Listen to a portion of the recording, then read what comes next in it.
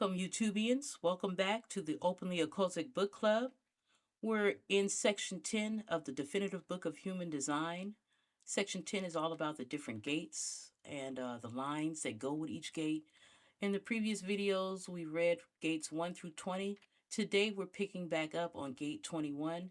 I want to thank you guys for being here with me. Please share this video so other people can learn about human design. So with that being said, we're going to go ahead and jump back into the book, touching on gate 21. All right, here we are. We're on gate 21. Gate 21 is called Biting Through, the Huntress, the justified and necessary use of power in overcoming deliberate and persistent interference. Line 6 is Chaos, where ineffective action leads to disorder. Pluto is exalted. Venus is in detriment here. Remember, exalted and detriment, we're not talking about positive, negative, good or bad. That's not what we're talking about. We're really just saying this or that, right? This energy can go either this way or that way, right? We're just talking about the duality and the polarity, if you will. So if you have any of these lines in detriment, don't beat yourself up. Don't feel like you're a loser or weak or broken or, too negative, and it's none of that. It's simply that this energy can be either this or that, right? Here at the Openly Occultic Book Club, we believe in wholeness and balance. So just balance it out. You can't do away with the detriment, right? Just like you can't do away with the nighttime. You can't do away with rainy days, right? It's there. It's all necessary. We're practicing wholeness, right? But we're also learning about balance. Okay. So line 6, Pluto's in detriment. Pluto's exalted. Venus is in detriment. And when it comes to Pluto, or to the exhaustion energy of line 6, Chaos, in gate 21, it says the war of attrition, right? The continuance of legitimate action in the hope of eventually succeeding despite all odds and increasing disorder. Where the ego is out of touch, the display of willpower leads to disorder, right? Or withdrawal and reliance on inner order in a chaotic situation. Where the material direction is chaotic, the ego will withdraw and use its power to find an inner order. Yes. Okay. Line 5, objectivity. The use of force must be based on impartiality and not emotionally motivated. Jupiter is exalted here, Pluto is in detriment. A principled and legal character that ensures objectivity.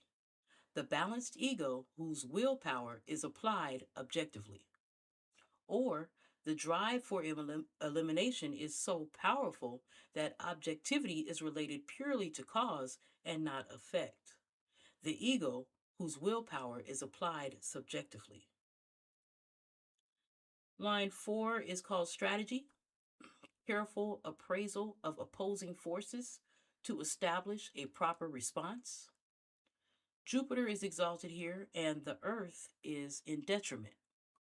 Success in action through clarity. The ego to succeed on the material plane, and the instinct to use willpower effectively in response to conditions, right? Or a tendency, when in the right, to misjudge the power of one's opponents. The drive, when in the right, to follow one's ego rather than one's instincts. So you can see the this or that of that energy, right? The strategy, this careful appraisal of opposing forces to establish a proper response. It can go this way or that way. It's not bad or good, evil or righteous. It's none of that. Line 3 is powerlessness, where the just are condemned to a futile confrontation with superior forces, right? Neptune is exalted. Jupiter is in detriment. Defeat as a survivable humiliation, often acceptable through the abuse of drugs and alcohol. unless one follows one's own material path, the breaking of the ego by superiors. Hmm. Or total withdrawal, a lack of will for the material path in order to protect the ego. Let me see something. Do I have gate 21 on my chart? I need to check out my chart real quick. Let me pull my chart up so we can all see, right? This is interactive. This is authentic. This is me. Let's go ahead and look at that and see if I have gate 21. Do I? I don't see it. No, I don't have gate 21. All right. Well, just checking, just checking to see if any of this applies to me. So, moving on, gate 21, we have strategy, right? Line 4, strategy. Careful appraisal of opposing forces to establish a proper response. Jupiter's exalted and the earth is in detriment. Success in action through clarity. The ego to succeed on the material plane, and the instinct to use willpower effectively in response to conditions. Or this same energy can manifest in a different way. It can have a tendency, when in the right, to misjudge the power of one's opponents.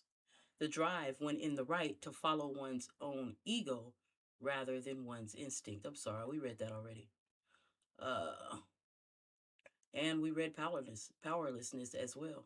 Okay. So let's jump to line 2. My bad, guys. My bad. All right. Mars is exalted here. Neptune is in detriment. It says powerful and extreme reaction.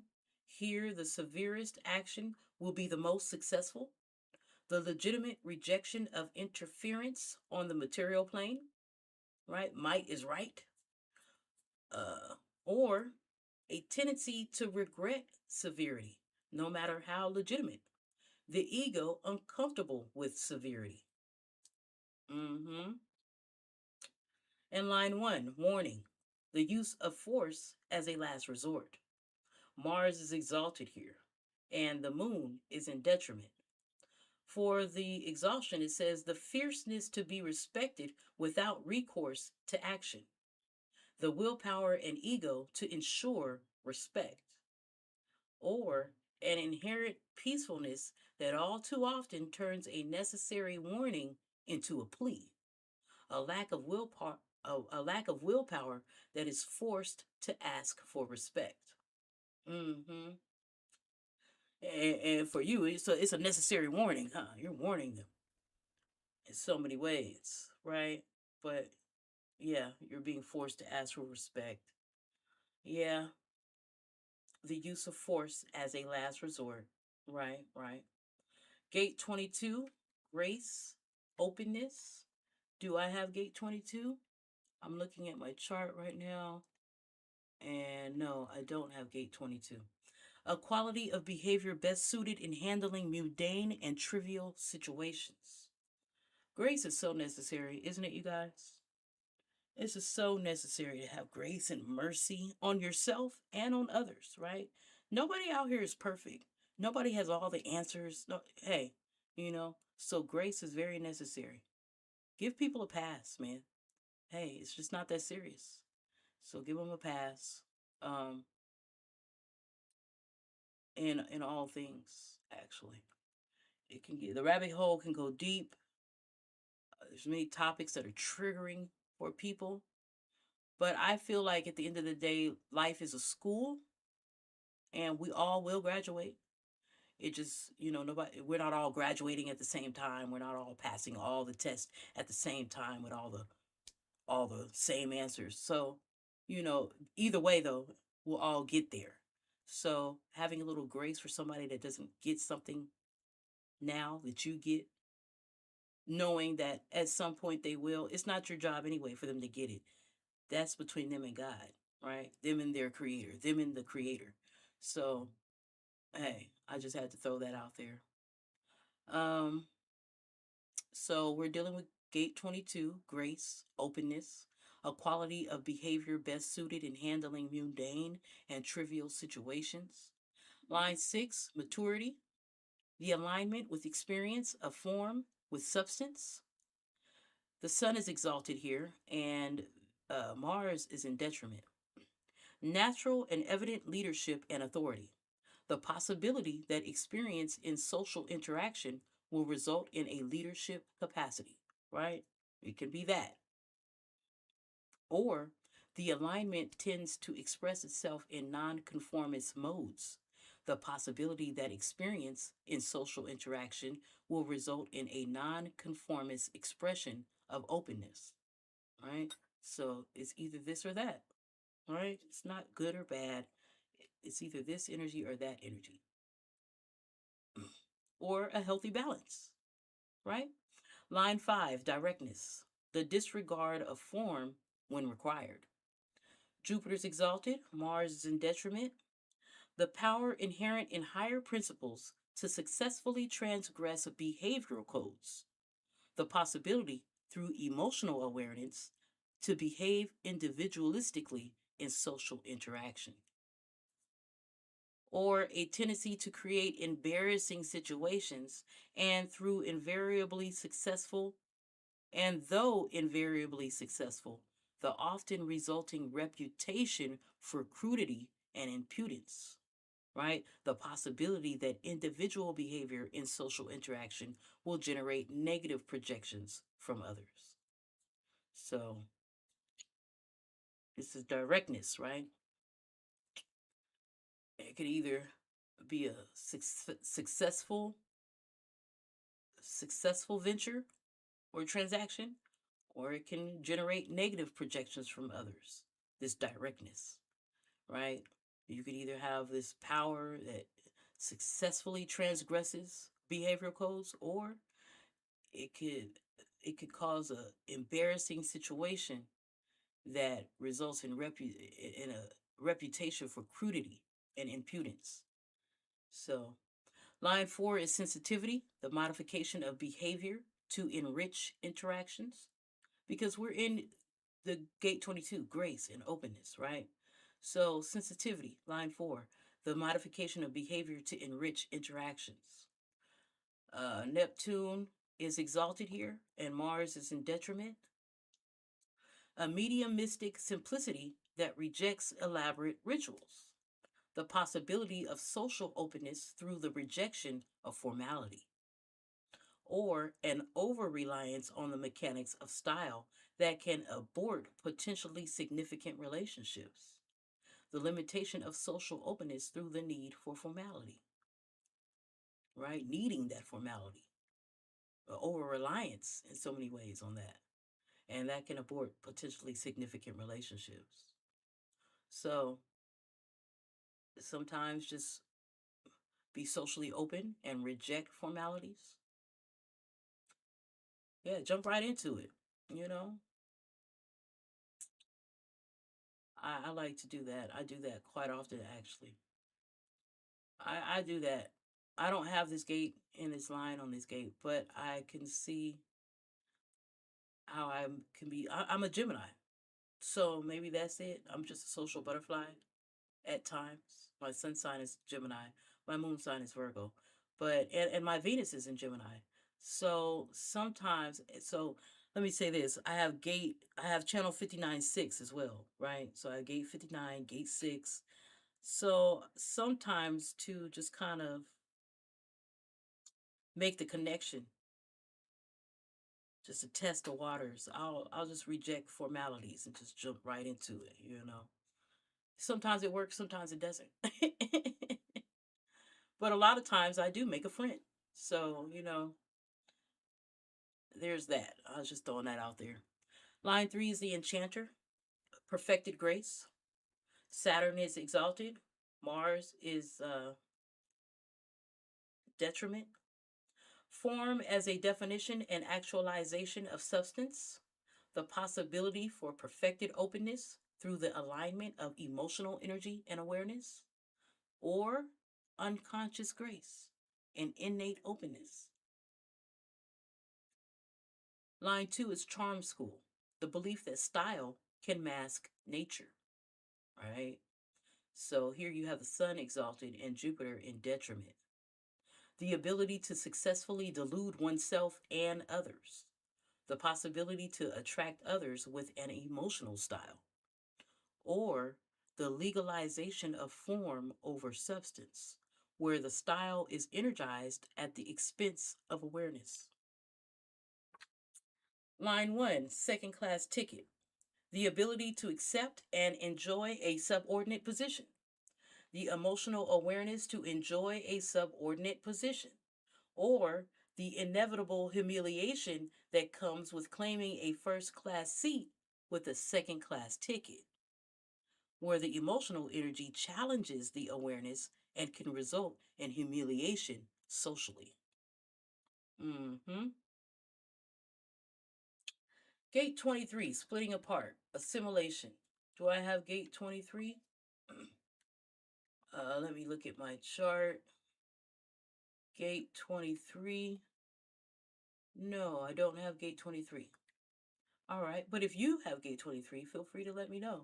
Let us know in the comments. Let's learn about it real quick, all right? Gate 23, splitting apart, assimilation, amorality, the awareness and understanding which leads to the acceptance of diversity. Nice. Line 6, fusion, the gradual attunement of diversity through synthesis, right? Mars is exalted, Jupiter is in detriment. The exponential growth of energy and its power of assertion engendered by fusion. Individual knowing which brings diversity to synthesis. Or the principled but futile withdrawal from fusion that leads to atrophy. Individual knowing that holds on to diversity and loses its power in expression. hmm Line 5, assimilation. The practical acceptance of the values of another path. Jupiter's exalted, the moon is in detriment. Expansion and contribution through assimilation, the gift of communicating individual insight to the collective. Or motive driven assimilation from an inferior position, i.e., for protection or nourishment. Motive driven assimilation for acceptance and protection from the collective. Mhm. Line 4, fragmentation, diversification without a perceived potential for synthesis. Fatalism and egoism, and damn the consequences. Individual expression which has no collective value. Mm. Or atheism and paranoia. Individual expression which engenders isolation and fear. Right? Fragmentation. Line 3, individuality. Independent expression that is not by its nature detrimental to others. Vitality and personal power that can engender jealousy but not threat. Individual expression which attracts attention but not threat, right? Or an individual mysteriousness that attracts active suspicion and threat.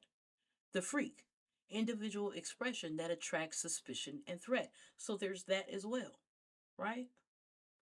So just so we know, I like reading this stuff because I like seeing the polarity of each of these frequencies, if you will, each of these lines, each of these vibrations.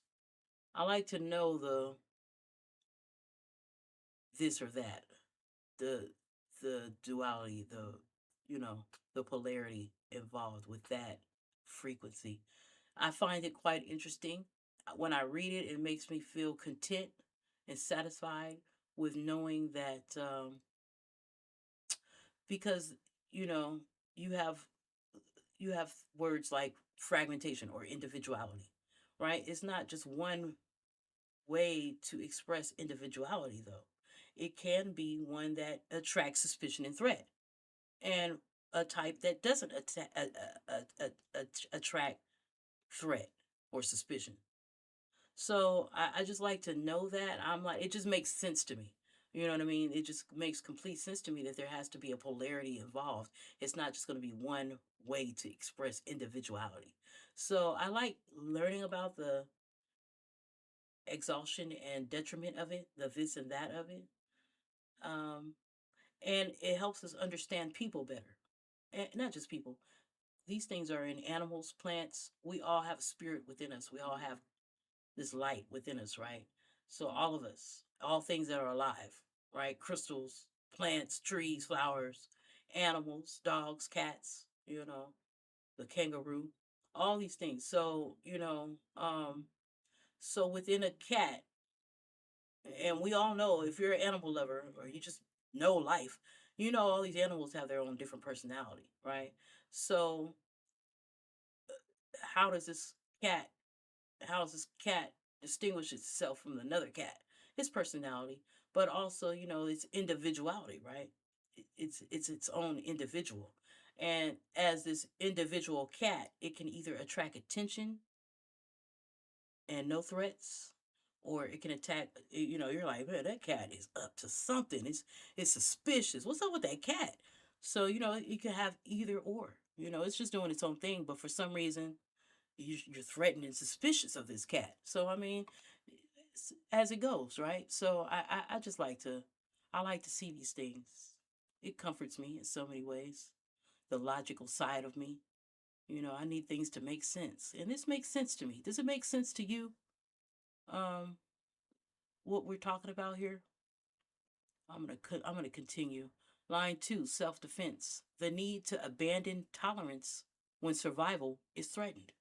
And you could do it in one of two ways, or not just one of two ways, right? There's a scale in between the ends of the polarity, but here it is.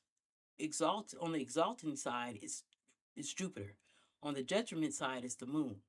And so when it comes to this self-defense, this need to abandon tolerance when survival is threatened, it can be the principle of preservation at its most acute, the abandonment of tolerance when individual expression is threatened, or where Jupiter will strike out to preserve its integrity.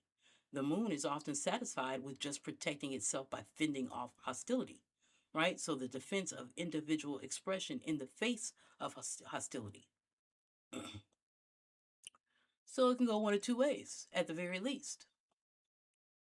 Line 1, proselytization, the attempt to undermine one set of values for another. The sage who, in the extreme, can defend evil as a part of the greater good. The powerful expression of an insight which will undermine established values.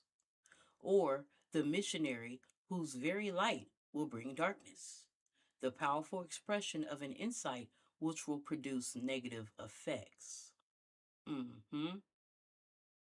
So you can speak your mind, establishing values or undermining values. Um, some people accept it, or you can do the same thing and it just produces negative effects, right? And there's that. Well, you guys, I've been recording this video the whole time. I finished the video, and for some reason, the video didn't save. So there's that.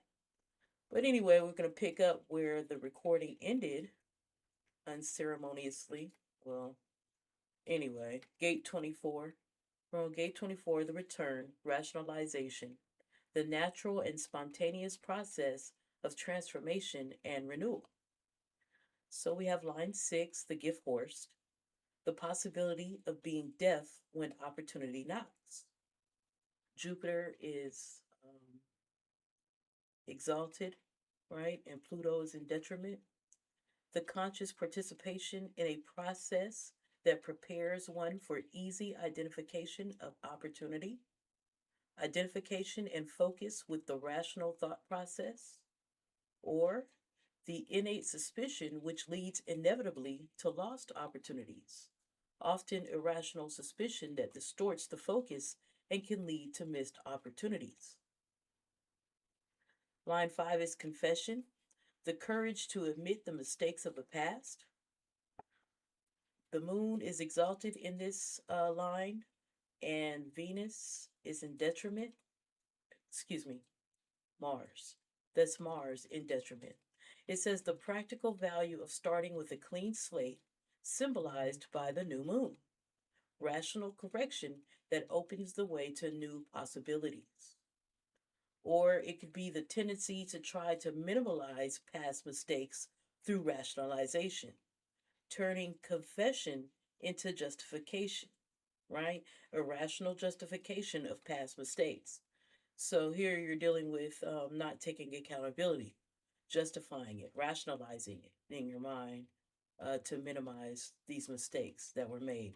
So now we know that we have people with this energy, this frequency, right? This line 5 and gate 24, and that's what they're dealing with, right? The courage to admit the mistakes of the past.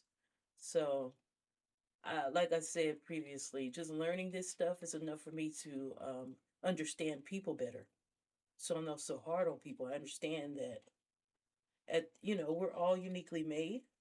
We all have our own energetic makeup, and these things are a possibility.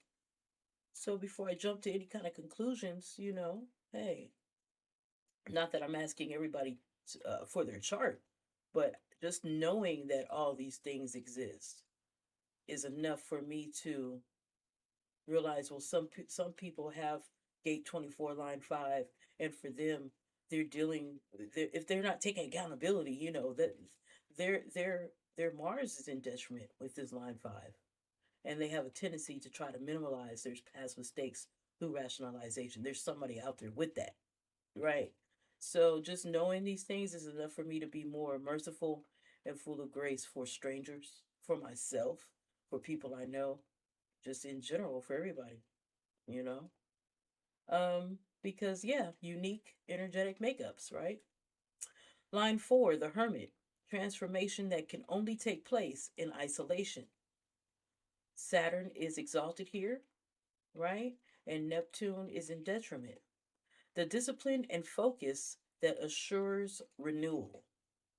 Aloneness enriches the potential for rational thought, right? So for that energy, aloneness actually helps them think better.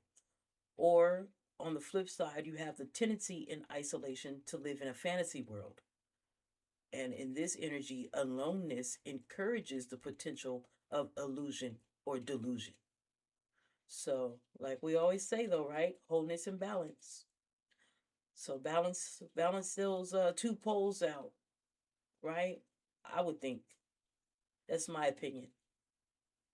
Um, but just knowing that these are the polarities of that line that you have is enough to know where all you would or wouldn't go, if you will. Like, how strangers will come up to you and act like they know you, but you know how far you'd go on the exalted side and on the detriment side. Especially if you're reading this here, what is now. If you're learning about this, now you know the this and that of your energy.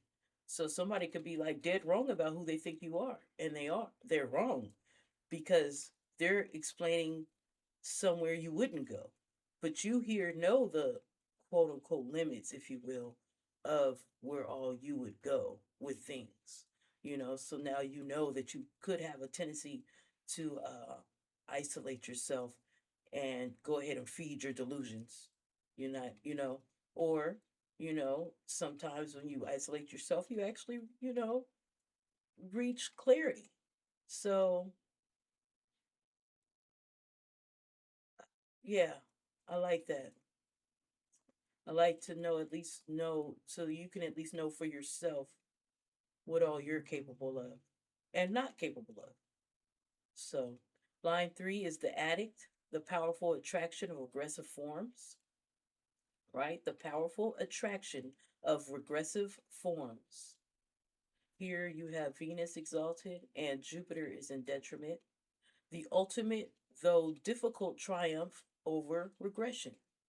The difficult but possible task of overcoming irrationality. Or addiction and regression legitimized by success. Irrationality maintained and legitimized by success, right? Yes. Line 2, recognition. The proper and spontaneous adaptation to new forms. The potential gift of conceptualizing spontaneously.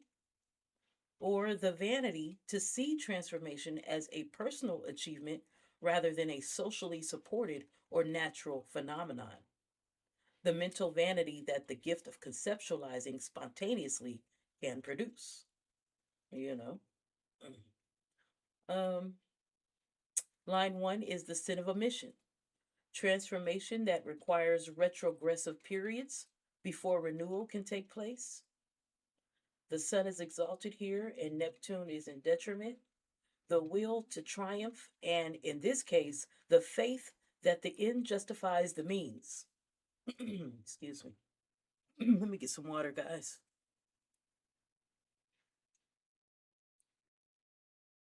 It says inspiration that demands a reassessment of past thinking before a rational concept can be established. Or self delusion, which unnaturally justifies periods of retrogression. Inspiration that leads to an irrational focus on what is past. So now we know. Now we know. I don't think I have any uh, gates. I don't think I have any 24 placements. Well, actually, I do. I have Chiron in in line 4. A lot of people when they Google their human design chart, they're not privy, or it's not, the Chiron is not given to them on their chart. On my chart, you can see I have Chiron and Lilith on both sides. So on my design side in Chiron, I have gate 24, line 4, as we can see there. So you could just Google or try to get a hold of multiple human design charts to see which ones give more information than others, because I've downloaded 4 or 5 different human design charts from different sources. They're all free. You just Google it, free human design chart. But some charts give more information than others. Particularly when you get to the arrows at the top, like you see on this chart, the arrows at the top called variants. That's a lot of information, and you see little numbers next to it. It's a lot of information. Those numbers, though, as all numbers here in the human design, go from 1 through 6. So, and as I said previously, these numbers are actually frequencies. So you get more information on your frequencies with these arrows. I think it comes to taste, environment, motivation, things like that. There's 4 of them: taste, environment, motivation. There's one more, I can't remember. If you know it, leave it for us in the comments.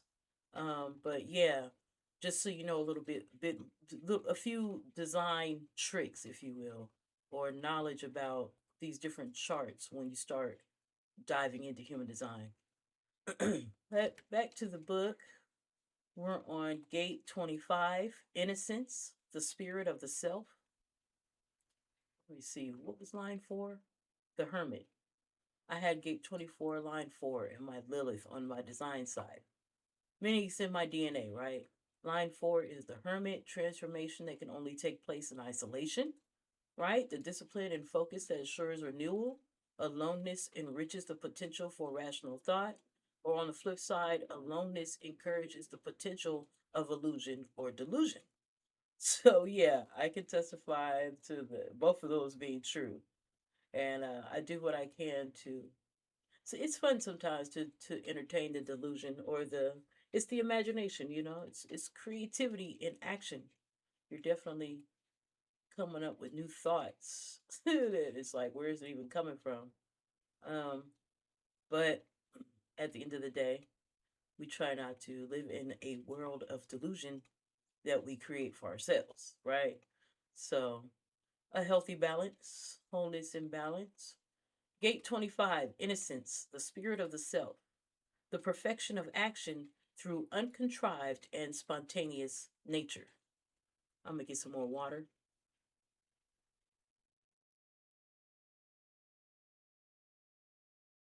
Okay, we'll start with line 6, as always. False innocence, betrayed by actions. Line 6 is called ignorance. False innocence betrayed by actions. The earth is exalted here. Uranus is in detriment. The least mild of a negative position where inappropriate action is censored. The loss of innocence through inappropriate action. Okay. So the least mild of a negative position where inappropriate action is censored, right? The loss of innocence through inappropriate action. You start to check yourself. All right. Or on the flip side, constant inappropriate and destabilizing actions whose very counterproductiveness strips away the facade of innocence, right? Constant inappropriate action in times of challenges that can break the spirit. It strips away at the facade of innocence. Mm-hmm. At some point, you can't deny this is a pattern and you got to stop this, right? So eventually, you're going to change. That change can occur, through this or that, right? So we have line 5, recuperation. When innocence is sapped of its vitality, healing is the first priority. Venus is exalted here, Jupiter is in detriment. On the exhaustion side, you have the ability to recognize the inner meaning of an affliction and to withdraw until it's healed. The power of the spirit to heal and be healed. Or you can have hypochondria and the need to be healed by others. The weakness of the spirit, which requires healing from others. Okay? we're in gate 25, innocence, the spirit of the self. Gate 25 is located in the G center. Okay? Gate 25 is located in the G center. So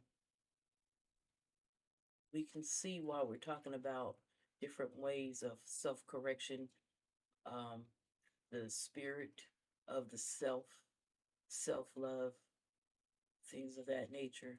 So, yes. Now, when it comes to line 4, survival, you have the nature of true innocence can be maintained regardless of circumstances. The beauty of the rose in the garbage dump. Jupiter is also exalted, the highest principle even amongst the greatest decadents, the spiritual warrior, the innocence maintained regardless of circumstances. No polarity here. There's no planet in detriment here on line 4, gate 25. It's about survival. The nature of true innocence can be maintained regardless of circumstances. Oh, the beautiful rose, right? In the garbage dump. Hmm. Shout out to line 25, gate 25, line 4 people. Right? Let's give you guys a round of applause. The spiritual warrior. The innocence maintained regardless of circumstances. Okay. Line 3, sensibility. The recognition that innocent action does not in itself guarantee success. Mars is exalted. Pluto is in detriment. The power of the ego to withstand failure and still maintain its nature. The power of the spirit to withstand failure and shock, right? Sensible. We fall off the horse, we get back on. Life goes on, we got to. Or you have the potential loss of innocence through misfortune, right? That in the extreme can manifest from crime to suicide. The potential loss of spirit through failure or shock. Mm-hmm. Yeah. I see these types of things, these type of energies. I just already know, just dealing with my own journey with depression and just things like that, mental health. Um, when I read in human design certain things which can manifest from crime to suicide, I think of serial killers. I like watching true crime from time to time. And I think to myself, I just can't think about true crime and the horrible, shocking things that some people do. I can't think of it the same as I did when I was younger, or before I knew about human design, to be more specific. Because now I know that people have all these different energies that they're dealing with. I already understood anyway that a lot of these people, most of these people, are dealing with trauma at home. So, uh, then to understand that, of course, everybody's made up differently. Of course, everybody is uniquely and wonderfully made, but they have their own energetic pattern going on. And now, in learning this, we see even more specifically what we're talking about when we say that. You know, some people have gate 25, line 3, and they've gone through a lot of hard times. The power of the ego to withstand failure and still maintain its nature. But then sometimes, because we all know these bad guys, these serial killers, they're not bad all the time. They're not killing 24 hours a day or planning to kill 24 hours a day, you know? So they have their moments when they're not doing that. You know what I mean? And they could still just be a regular guy. My uncle, my dad, my brother, this, that, and the third. You know what I mean? Like, we see the stories. We see the stories of these people, and they're some of them are married with children, and they were, their wives and family never suspected because they weren't like that all the time. So, but we also see that this person with a gate 25 line 3 can also go back and forth between the power of the ego, able to withstand failure and still maintain its nature, versus the potential loss of innocence through misfortune or all these failures that in the extreme can manifest from crime to suicide. Right there, we're getting more specific, in-depth insight into why this serial killer and why that infamous serial killer could potentially have become who they are. And that's not all this person is. I'm not trying to be a bleeding heart for serial killers or criminals. I'm just saying I like to be sensible about it, realistic about it, right? Rational about it. I don't believe anybody is born evil or born a bad guy. Certainly none are born killers. We're all born babies, innocent. And I think it's the things that happen through life, particularly childhood, definitely before the age of 10, that that can shape a person's character. Line 2 is the existentialist, right? Devotion and dedication to the now. We see that Mercury is exalted here and Mars is in detriment.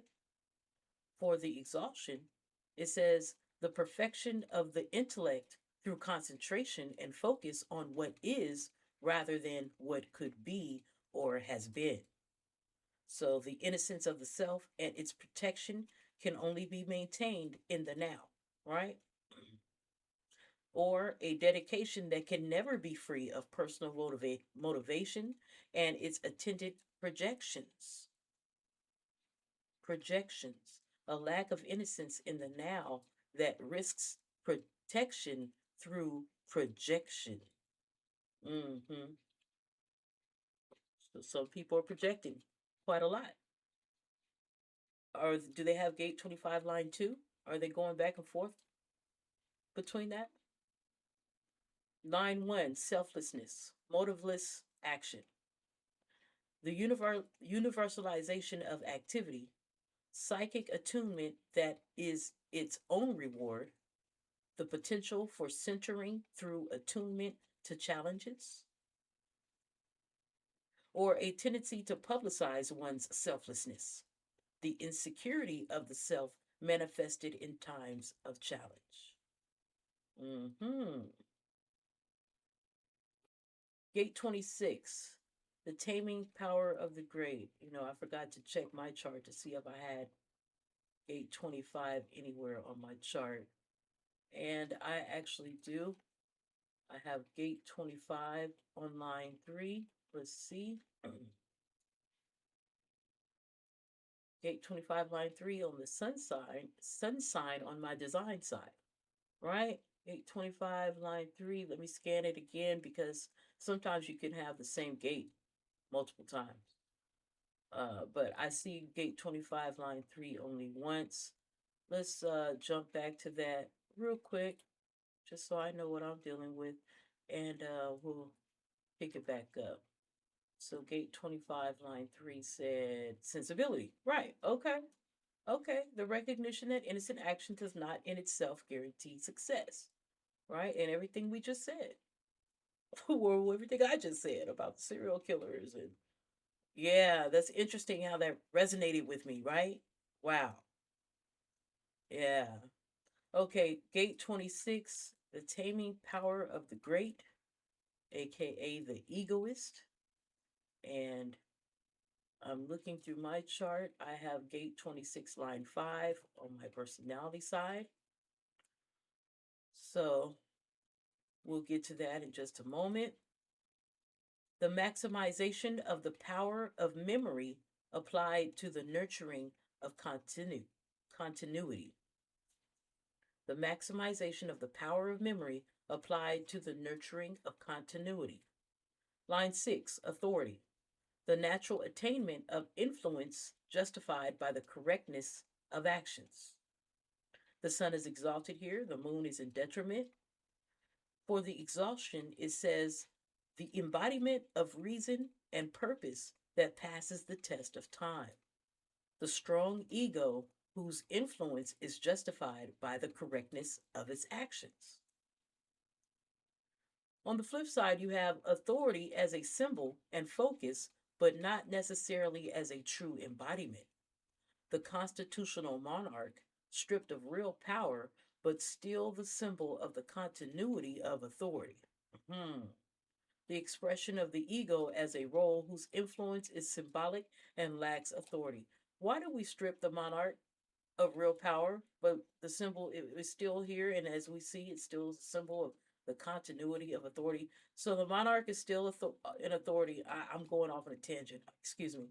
I've been watching a lot of Brother Sanchez lately, and Rose Sanchez is talking about, the mother goddess, and of course these patriarchal gods and this, that, and the third. And he's really saying it's all symbolism describing flat Earth, the North Pole, and free energy.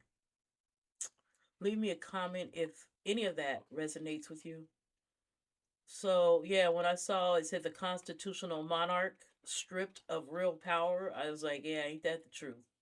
Right? Because men are running the world, or the authorities, right? But the monarch had the real power and was the real power. But and we still see the monarch everywhere. The mother goddess images. It's still the symbol of the continuity of authority. It's just they turned her into men. Okay, they turned her into men. Sometimes hermaphrodites, or I don't know, but yeah, the monarch is definitely still the symbol of authority. Line 5, adaptability. The understanding of mechanics and the application of energy to achieve maximum potential. The power of memory, which maximizes the potential of the ego to attract others. This is my line 5, gate 26, line 5. The understanding of mechanics and the application of energy to achieve maximum potential. The power of memory, which maximizes the potential of the ego to attract others. And then on the flip side, a resistance and dissatisfaction when basic changes to nature are necessary. The resistance of the egoist to adaptation, right? So, yeah, it sounds about right. The this and that of that energy, because I'm living it. So, yeah,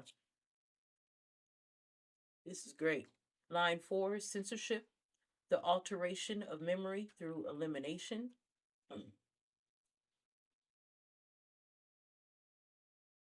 The ability through censorship to save the collectivity from itself, the ability through censorship to save the collectivity from itself.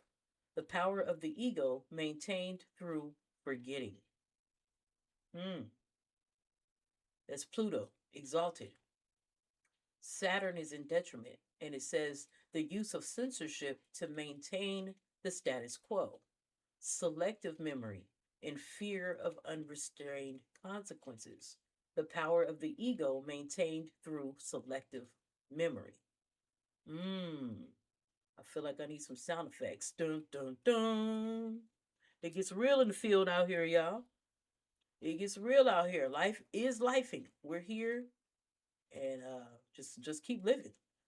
Right? Just keep living.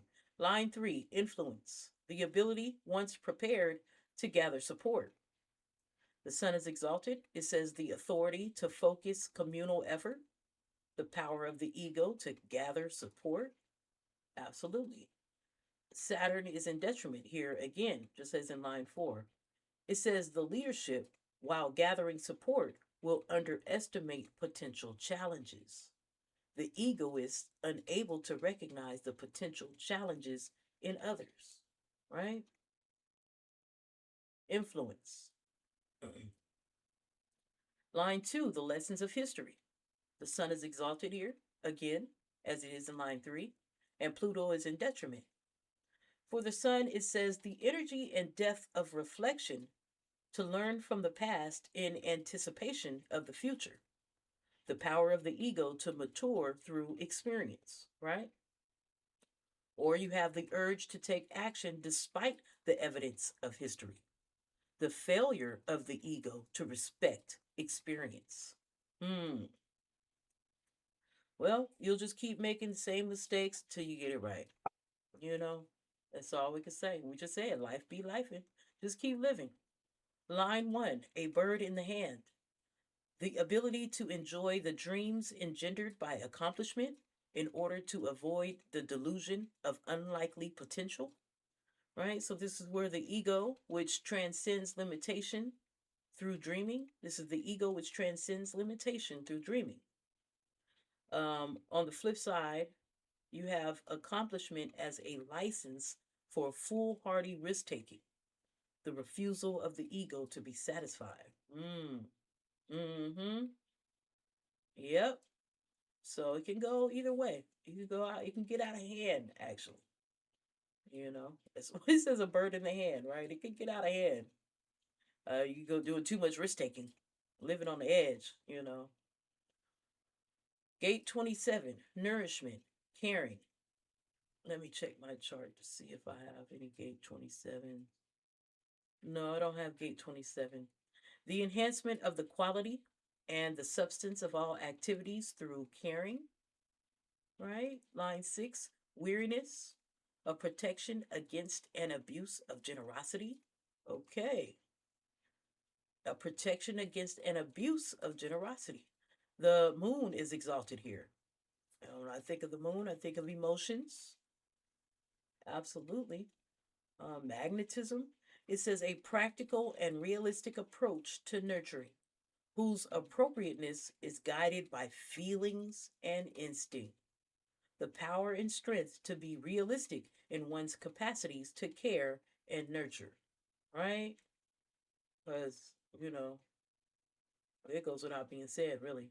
Pluto is on the flip side, though. Pluto is in detriment. It says a tendency to over suspiciousness, the power of suspicion in limiting the expression of caring.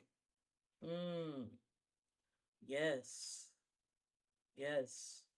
Sounds like what I see in the world. I know it's true because I see it. Line 5, the executor. The ability to distribute effectively the resources of others. Either the gifted and principled agent of distribution or the good sense and ability to find one, right? This is Jupiter exalted here. So, the power and strength to care for the resources of others. But then on the flip side, Saturn is in detriment, and it's a restrictive nature that hampers distribution or the seeking of advice and assistance.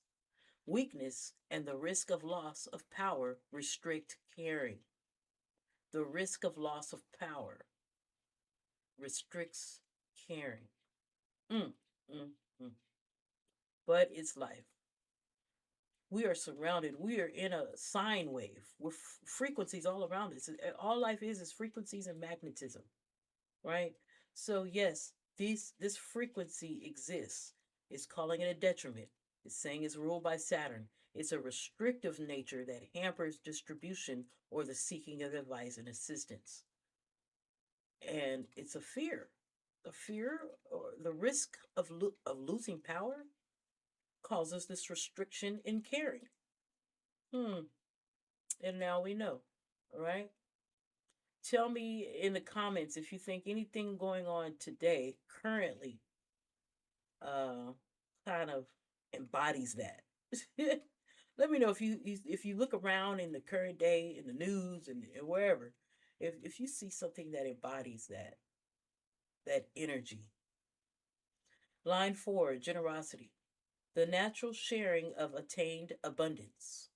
Jupiter's exalted here, and Mars is in detriment. Magnanimous and qualitative sharing. Qualitative sharing. The gift of rewarding those who are deserving.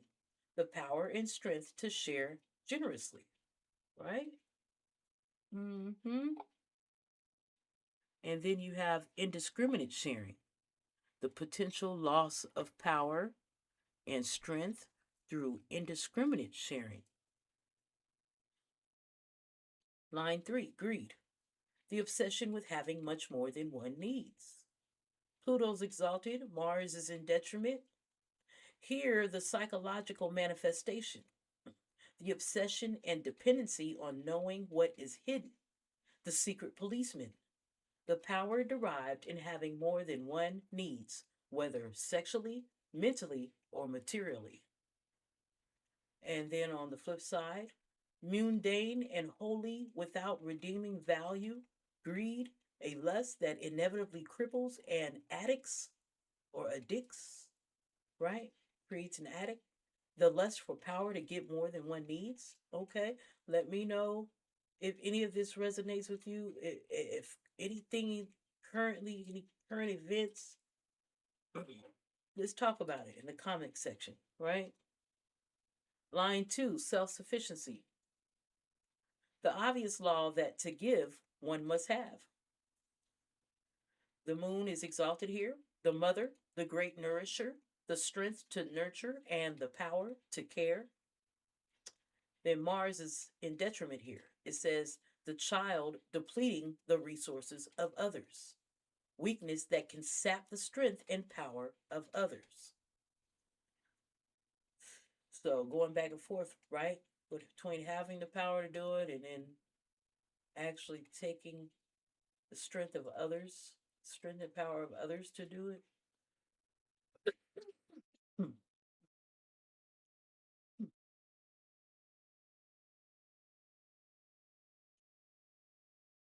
Line 1, selfishness. The ego driven first law of caring for oneself, which is not necessarily at the expense of others. The power to care for oneself first, right? We're talking about selfishness and the different ways. This is definitely not by all means all the different ways. When we're talking about polarity, we're talking about the ends of both sides. You still have a scale or spectrum in between these polarities. So you go back and forth between these, for lack of better words, extremes, right?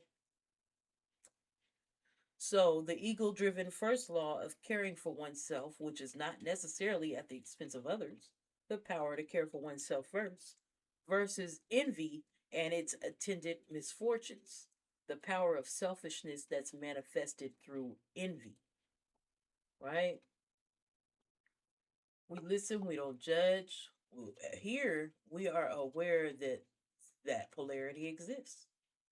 There's nothing bad or evil or even good. I mean, it's all life. It is what it is, right? It just is what it is. So, Gate 28, preponderance of the great, the game player, the transitoriness of power and influence. Let me see. Do I have Gate 28? because I didn't have gate 27. I remember checking that. And no, I don't have gate 28 either. Line 6, Blades of Glory. Okay, we're talking about preponderance of the great, the game player. Pluto is exalted. Neptune is in detriment. Sacrifice, this Blades of Glory is sacrifice rather than capitulation to the law of deterioration. Right? We're not no capitulation. Right? We're not giving up. Sacrifice rather than giving up, rather than capitulation to the law of deterioration. All right, regeneration and renewal, no matter what the price. Period. The deep intuitive drive to win, no matter what the cost. On the flip side is self destruction. Mm-hmm. The deep intuitive fear of defeat and a potentially profound hopelessness in times of struggle. Oh man, you'll be all right though.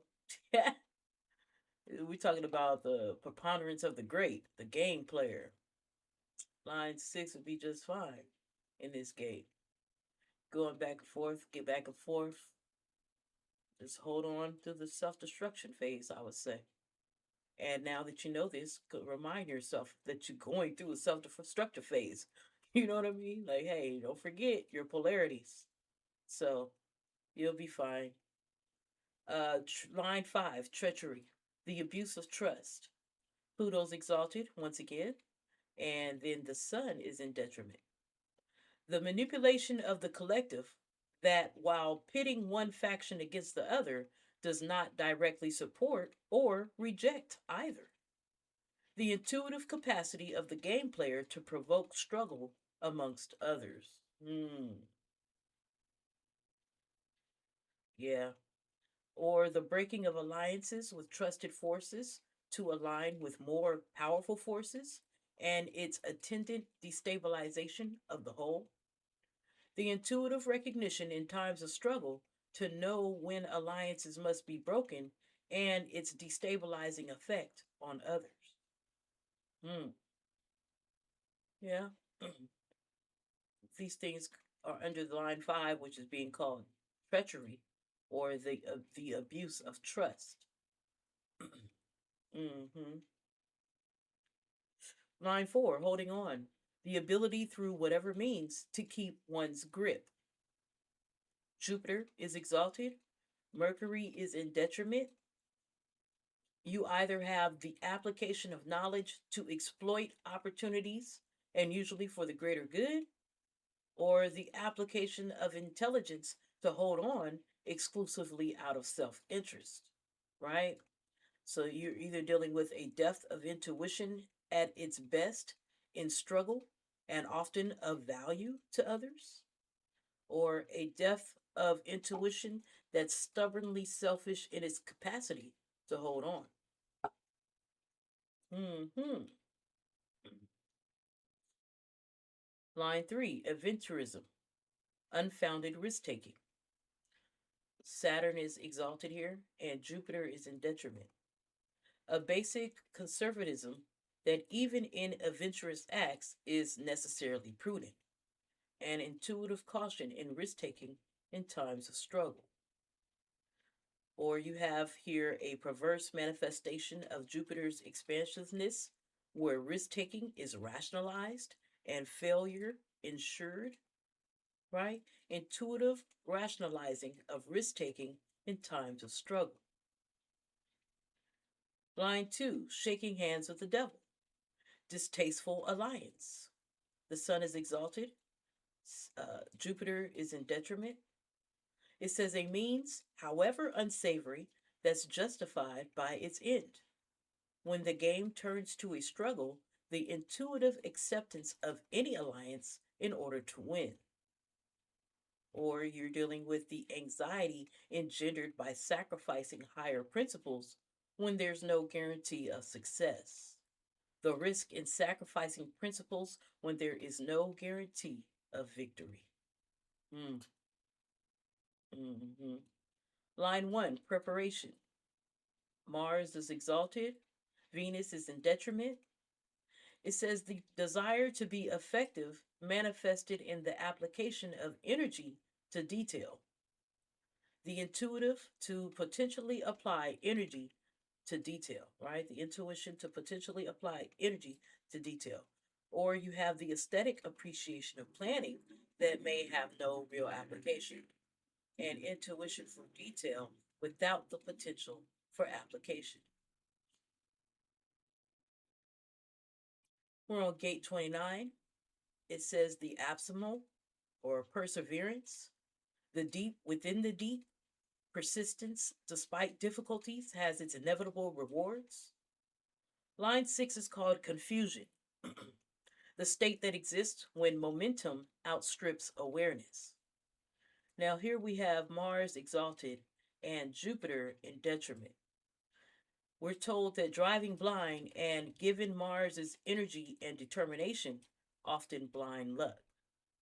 The power to persevere that makes no sense, right? And then you have a tendency in confusion to withdraw rather than accept the condition and continue to persevere. The power in confusion to caution rather than saying yes. Mm. Mm-hmm. Line 5, overreach. The tendency to bite off more than we can chew, or more than one can chew.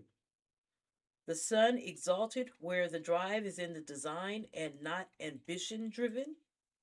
The uncontrollable drive to say yes, or failed ambition, saying yes, overextending one's resources and failing to persevere. We're talking about gate 29, line 5. And on my chart, I have gate 29, line 5 over there on my design side in the north node, right? 829, line 5, which we just read about. The overreach. Yeah, the overreach. So let's, excuse me, give me a moment. My screen is acting up. Here we go. So we just read it. 29 line 5, the overreach, the tendency to bite off more than one can chew, right? Either the uncontrollable drive to say yes, or saying yes, or extending one's resources and failing to persevere. Line 4 is called directness. The shortest distance between 2 points is a straight line. Saturn is exalted here, and Venus is in detriment, right? I actually have line 4 as well. I neglected to point that out. I just saw it again. Something made me go back to look at my chart. I also have 29, gate 29, line 4 on my design side. So in my DNA, in my cells, in my genetics, part of my makeup is gate 29. I have both line 4 and line 5.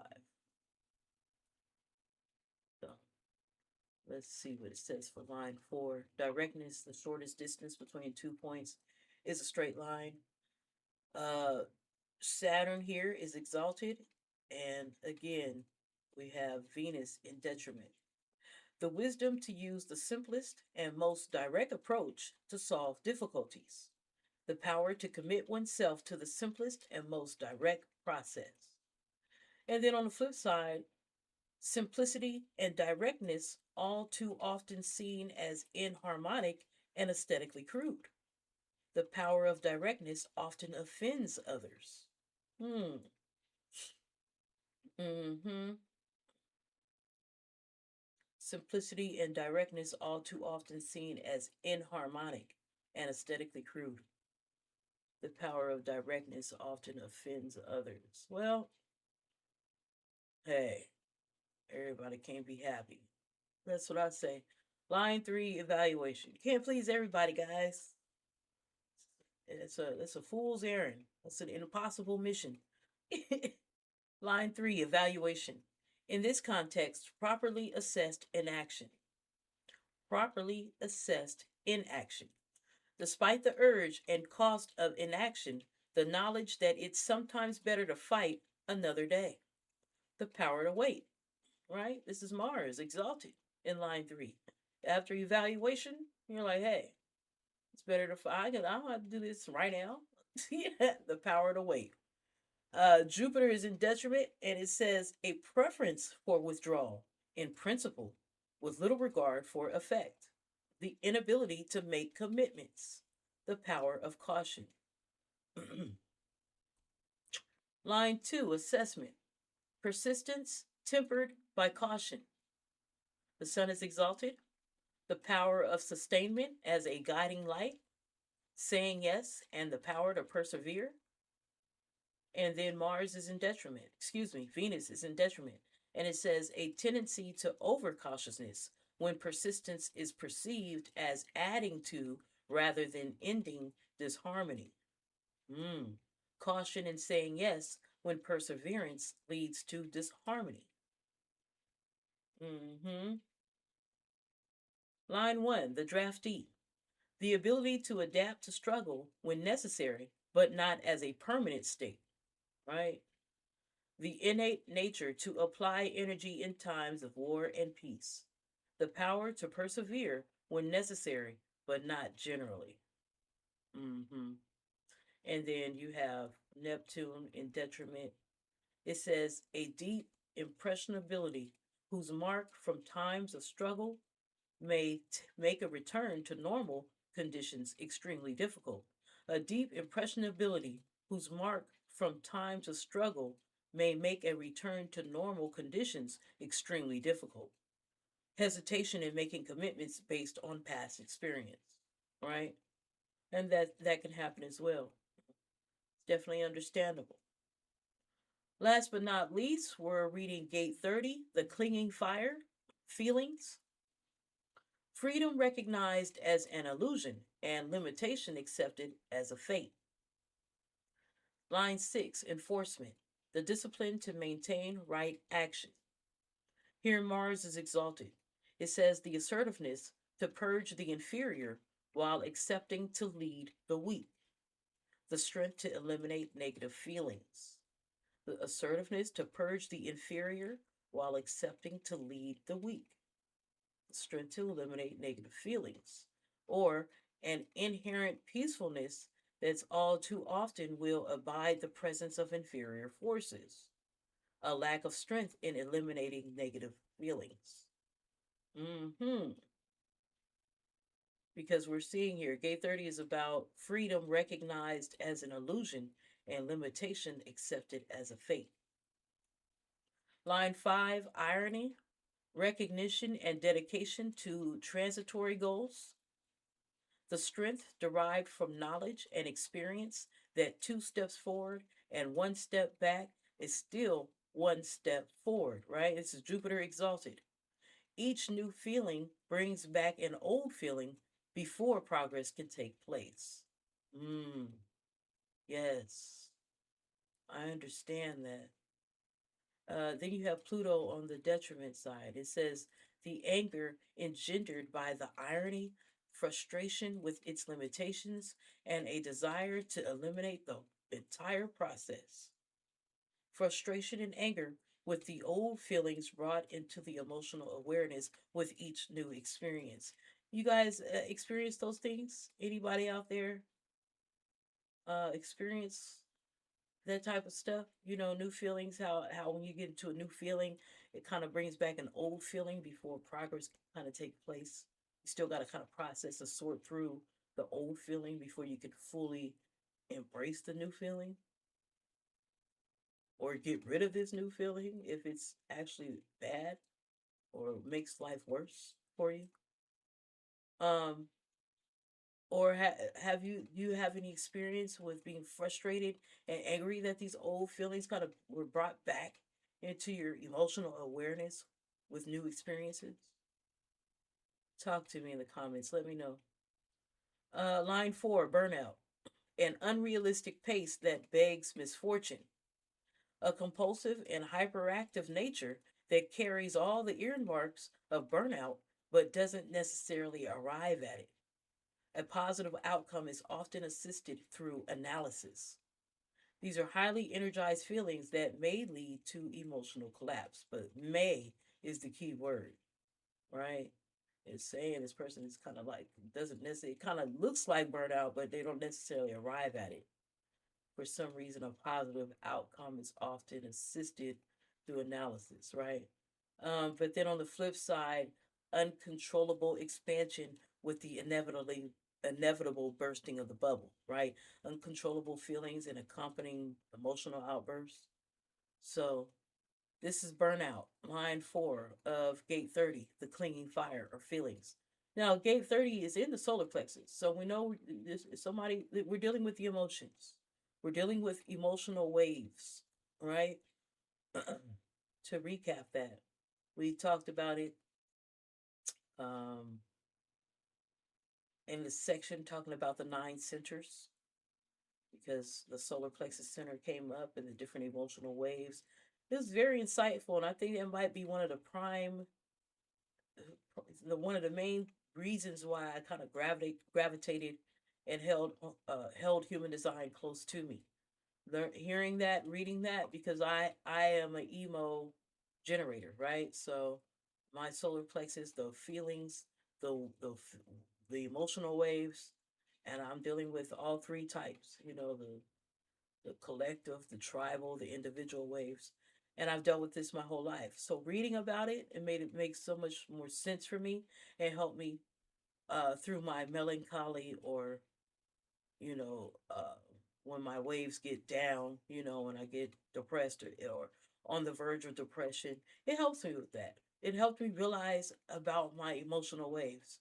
So reading this and learning that gate 30, just knowing gate 30 is in the solar plexus area, and yes, I have gate 30, line 5. So, and we're reading it. The irony, right? Recognition and dedication in transitory goals. The strength derived from knowledge and experience, that 2 steps forward and 1 step back, still 1 step forward, right? I wanted you guys to talk to me. You know anything about that? I said, when we read it, I said, wow, it kind of resonates. Talk to me if you guys know anything about that because I do. I have gate 30, line 5. Here, I'll go ahead and show you guys. I said they might be tired of seeing my chart, but you might not be. So I have got gate 30, line 5 on my design side. That's my south node. So as you can see, mm-hmm. Uh, let's see. And line 4, burnout, right? All that was important information as well. Line 3, resignation, the acceptance of what is. Pluto's exalted, Jupiter is in detriment. The awareness and manifestation of the law of regeneration, the laws of karma, reincarnation, and resurrection. The feeling to accept what is. Absolutely. And then on the other side, you have the tendency by its very knowledge to encourage or avoid despair, the positive or negative feelings which come with acceptance of what is, right? Hey, thumbs up, thumbs up to to deal with the acceptance of what is. You know, we all have our own ideas and opinions on how things could be better and what we think would make it better. But to go ahead and have the courage, awareness, you know, to go ahead and accept what is, I don't, I like that, because now we're dealing with reality. Line 2, pragmatism, the balance between extremes, the productive application of energy without wastage, not wasted energy on feelings, right? Or over aggressiveness that chafes against limitations, feelings which demand energy. Mm-hmm. Hmm. Line two, pragmatism, the balance between extremes. Extremes indeed. Not wasting energy on feelings versus feelings which demand energy, right? And then line one, composure, balance in the face of disorder. The sun is exalted. It says the maximization of limitation in all cases, stability through feelings, no matter what the situation, or you have the ability to maintain composure but at the expense of progress, balanced through feelings but unable to let go of them. Hmm. Mm-hmm. So it's balanced, but you're not able to let go of them. So I guess to be more balanced would be to not dwell on them and let go of them a little bit more quicker than you typically do, right? That's a goal you can work on, being able to let go of them sooner than you normally do, right? Since you really want to, since on some hand, on the other side, you want stability through feeling, no matter what the situation, you know, and then you have the balance through feelings, but unable to let go of them. So that will be the conclusion. That's my final thought on the matter. And this will be the conclusion of this video that we're making today. We went over gates 21 through 30. When we come back, we'll go through gates 31 through 40 and so on till we get to, I think it's 64 gates, right? So we'll conclude with that and we'll jump into section 11, which is basically it's more information, but it's also like an appendix. So I don't know, guys, if I'm correct. It's that's either section 11 or 12. I don't know. Should we read it or not? It is still good information. So we might as well be thorough, right? We're not going to read the glossary. That'd be a little too much.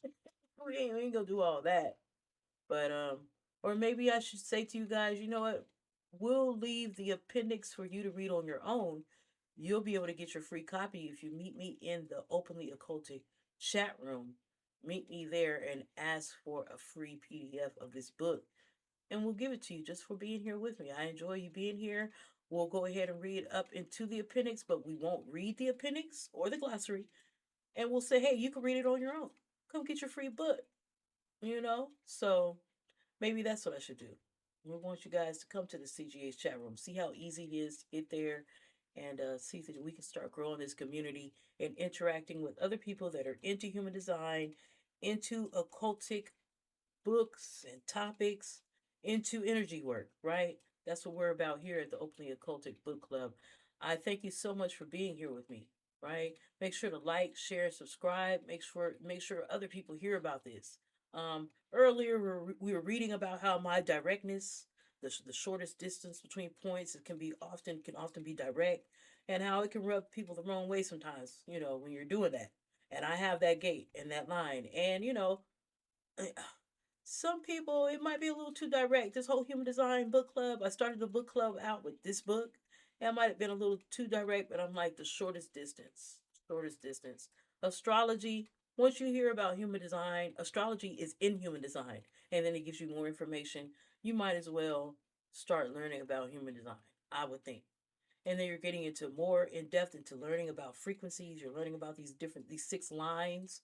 There's so much to learn about when it comes to this. Like I said, I was talking about the different human design body graph charts that you could get made for yourself. And some of the charts have the variant arrows at the top with the numbers, and some don't. This is even more information, and it's about frequencies. It's about your digestive system, right? Your diet. It's about your motivation. What actually motivates you, at your root. Um, it, Mine's is hope, by the way, HOPE, hope. Um, and it talks about, your environment, which environment is best for you. Mine's is mountains. So, and then you start to learn about these things. Why this is what's being said. What do you mean by environment?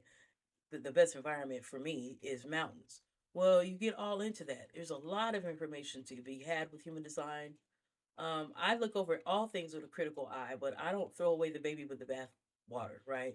So though I might have questions with Ra Uruhu and his story, the vision, and his Uranus talk about when nine centured beings came into being in 1797 or what have you, and that type of stuff. I question it. I don't agree with some of this, why he took an Egyptian name, but all the things that he says the system is synthesized with nothing having to do with Egypt. He doesn't say Egypt. There's the word Egypt doesn't come up in the book at all. But he took an Egyptian name, a Commission name. I have questions on these things, but be that as it may, I'm not just realistically, rationally. For me, it doesn't make sense to throw out everything because of these few things. It does make me uh, be a little bit more. It just makes me pay attention a little bit more. Be ready to not take everything being said at face value. I need to look into things a little bit more. But still, I think that keeps me on my toes anyway. I don't trust all things from any one person. I don't think any one person has all the answers. So, something somebody's saying got to be off. So, but either way, I think this is a great system, the human design system. I love it. And as I said, the information about the emotional waves definitely sealed it for me. I said, hey, this is something worth listening to. But it could rub people the wrong way. And so I started out the book club with this book on human design. And, maybe there was a direct straight line to the goal, which is energy work and understanding about frequencies, understanding about magnetism, understanding about reality, right? I think chakras are important. I think the I-ching is important. The Kabbalah, the tarot. Just I understand why these things exist, and I understand the importance of these things, and for this to be a synthesis of all these things, including astrology, and we believe these things that's important as well, right? Numerology is very important. So for this to be a synthesis of that, I said, hey, and I know it's very early. Very few people know about human design. But there was a method to my madness. I felt just making this book, this first book club, or this first book that we read in the book club about human design, would just kind of raise the awareness level that it exists. Posting the video and thumbnails all constantly. So at the very least, a lot of hundreds of people have at least heard this term human design, whether or not they've listened or dug into it or read about it or Googled it or any of that. They've heard that it exists and they've heard about the book, the definitive book of human design, and they know where they can go get it. So it was for me, it was about raising awareness. It was a way for us to get acquainted and get to know each other, right? Um, and it was for me, it was a great beginning to this journey that we're going to have here with this book club. So I want to thank you guys for being here with me. Make sure to share the video. Make sure to meet me in the CGH, the Openly Occultic chat room, so that you can get your free book. Because we're not going to read the appendix. We're not going to do it, guys. I made a decision just now. I made the decision. So, and it's some good information. I'm gonna read it. We just won't be reading it for the book club, which means that we have about 2 or 3 more videos before we need to wrap this up, and so that means we need to vote on the topic of the next book. So don't forget to leave your vote. Don't forget to vote in the poll on our YouTube channel under the posts. And I hope you guys have a great weekend. Until next time, wholeness and balance.